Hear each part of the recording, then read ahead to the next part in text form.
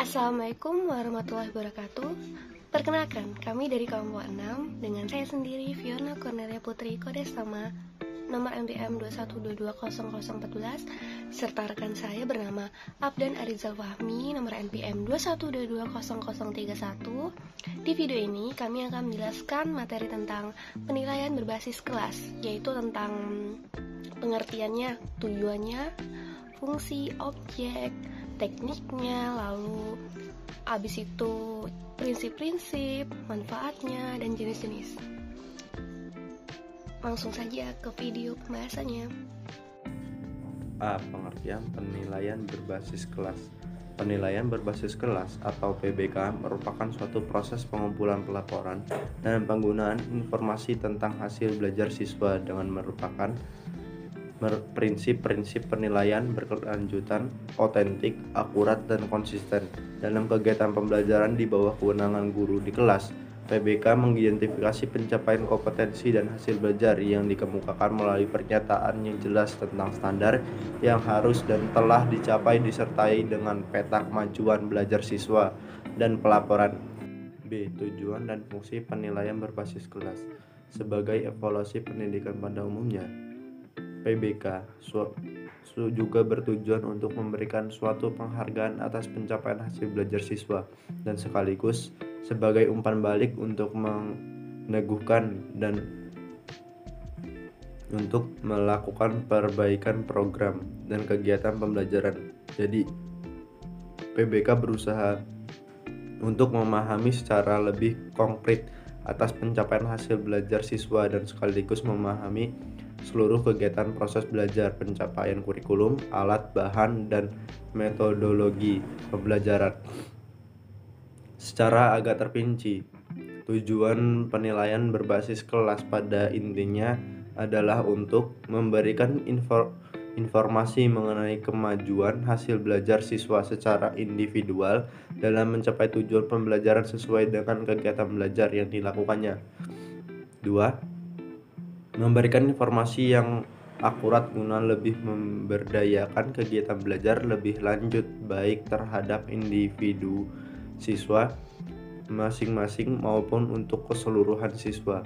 3. Memberikan informasi yang memungkinkan dapat digunakan guru dan siswa untuk mengetahui tingkat kemampuan siswa dan sekaligus menetapkan tingkat kesukaran dan kemudahan dalam melaksanakan kegiatan remedial, pendalaman, dan pengayaan pengalaman belajar. C. Objek penilaian berbasis kelas.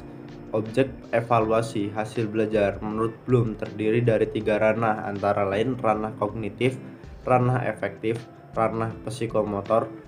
Dalam penilaian berbasis kelas ini pun memiliki 3 ranah tersebut, antara lain ranah kognitif. Ranah kognitif adalah ranah yang mencakup kegiatan mental otak. Menurut Bloom dan Sudijono, segala upaya yang menyangkut aktivitas otak adalah termasuk dalam ranah kognitif. Dalam rangka kognitif terdapat 6 jenjang proses berpikir, melalui jenjang yang terendah sampai jenjang yang paling tinggi. 2. Ranah efektif.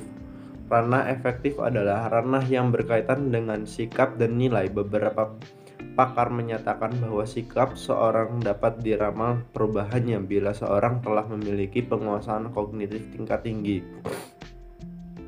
3. Ranah psikomotor. Ranah psikomotor adalah ranah yang berkaitan dengan keterampilan atau skill atau kemampuan bertindak setelah seseorang menerima pengalaman belajar tertentu. Hasil belajar ini merupakan ranah yang berkaitan dengan keterampilan skill atau kemampuan bertindak. Oke, di pembahasan selanjutnya yaitu membahas tentang objek penilaian berbasis kelas. Jadi di objek penilaian di kelas ini ada salah satu ahli yang mengatakan, yaitu bernama Bloom, yaitu mengatakan bahwa objek itu memiliki 3 ranah. Yang pertama itu ada ranah kognitif, yang kedua ada ranah afektif, yang terakhir yaitu ranah psikomotor.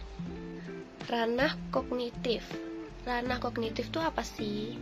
Itu tuh adalah ranah yang mencakup kegiatan mental atau otak. Jadi di dalam ranah ini tuh ada 6 jenjang proses berpikir, mulai dari rendah hingga ke jenjang yang paling tinggi, yang isinya yaitu pengetahuan.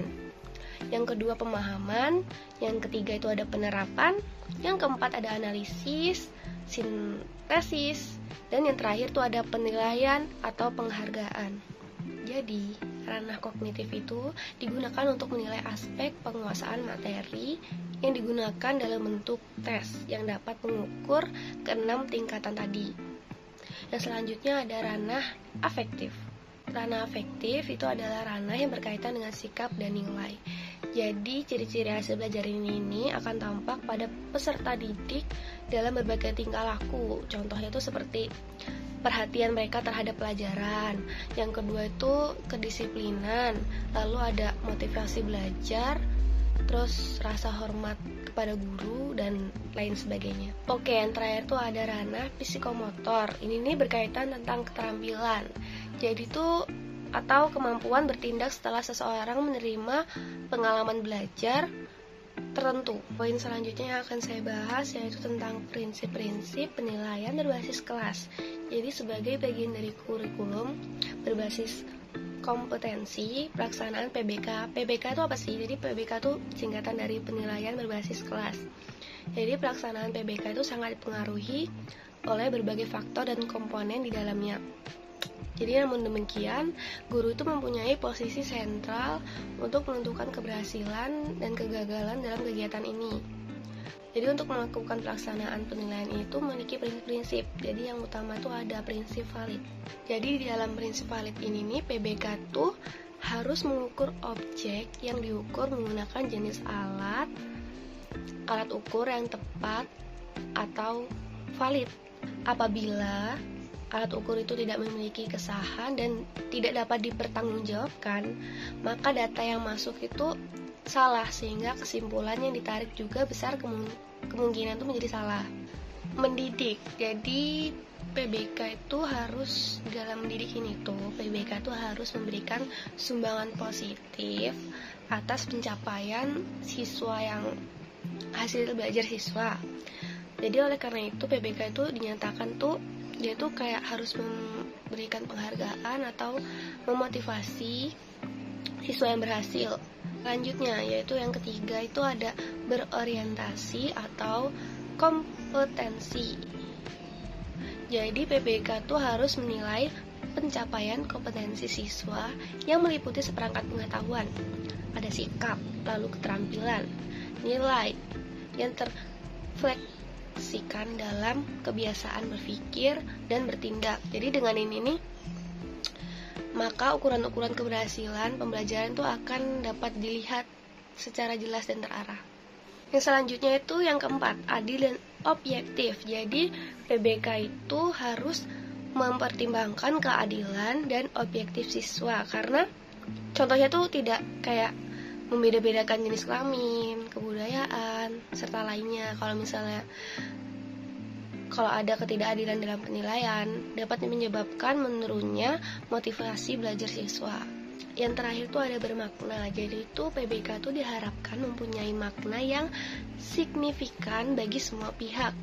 Oke, di poin selanjutnya yaitu tentang teknik penilaian berbasis kelas. Jadi dalam memenuhi keperluan penilaian berbasis kelas, ada beberapa teknik mengumpulkan informasi, fakta, dan data yang harus dikuasai oleh guru bidang studi. Jadi guna mengumpulkan informasi tentang kemajuan belajar siswa, baik yang berhubungan dengan proses belajar maupun hasil belajar. Jadi ada berbagai teknik atau cara mengumpulkan informasi, yaitu yang pertama itu ada satu, penilaian untuk kerja. Jadi di penilaian untuk kerja ini itu merupakan penilaian yang dilakukan untuk mengetahui atau mengamati kegiatan peserta didik dalam melakukan suatu aktivitas pembelajaran. Penilaian ini cocok digunakan untuk menilai ketercapaian kompetensi yang menurut peserta didik melakukan tugas, seperti contohnya tuh mereka melakukan praktek di laboratorium, praktek sholat, praktek olahraga, bernyanyi, membaca puisi, serta yang lainnya. Yang kedua, selanjutnya itu ada penilaian sikap. Jadi di penilaian sikap ini nih untuk mengetahui atau mengamati sikap peserta didik di lingkungan belajar. Selanjutnya ada yang ketiga yaitu penilaian tertulis. Ini adalah penilaian guru terhadap peserta didik dengan cara mengajukan butir-butir pertanyaan soal dalam bentuk tertulis. Yang keempat, ada penilaian proyek. Jadi penilaian proyek ini merupakan kegiatan penilaian suatu tugas yang harus diselesaikan dalam periode atau waktu tertentu. Contoh kegiatan ini misalnya peserta didik dalam penilaian proyek itu harus membuat tugas karya tulis. Yang selanjutnya yaitu ada penilaian produk. Jadi ini merupakan penilaian atau proses pembuatan dan kualitas suatu produk. Jadi peserta didik ini memiliki kemampuan untuk membuat produk-produk hasil pembelajaran. Contohnya, jadi itu ada siswa yang disuruh gurunya tuh membuat poster misalnya ini poster pahlawan nasional Indonesia. Lalu ini habis itu poster-poster tersebut didiskusiin dan dipajang di depan kelas. Selanjutnya ada penilaian portofolio, merupakan penilaian berkelanjutan yang didasarkan pada kumpulan informasi yang menunjukkan perkembangan kemampuan peserta didik dalam suatu periode. Yang terakhir yaitu ada penilaian diri.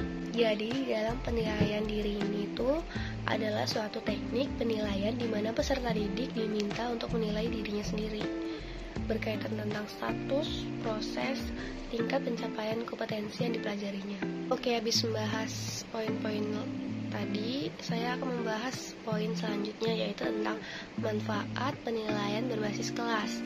Setiap kegiatan pasti menginginkan adanya manfaat dan keunggulan kegiatan tersebut. Dalam hal ini tuh manfaat hasil penilaian berbasis kelas itu menurut Arifin, ia tuh mengungkapkan manfaatnya itu ada satu, umpan balik bagi siswa dalam mengetahui kemampuan dan kekurangannya sehingga menimbulkan motivasi dalam memperbaiki hasil belajarnya. Yang kedua, yaitu ada memantau kemajuan dan mendiagnosis kemampuan belajar siswa sehingga memungkinkan dilakukan pengayaan dan remediasi untuk memenuhi kebutuhan siswa sesuai dengan kemajuan dan kemampuannya. Yang selanjutnya yaitu memberikan masukan kepada guru untuk memperbaiki program belajarnya di kelas. Yang terakhir, manfaatnya itu ada memungkinkan siswa mencapai kompetensi yang telah ditentukan walaupun dengan kecepatan belajar yang berbeda-beda.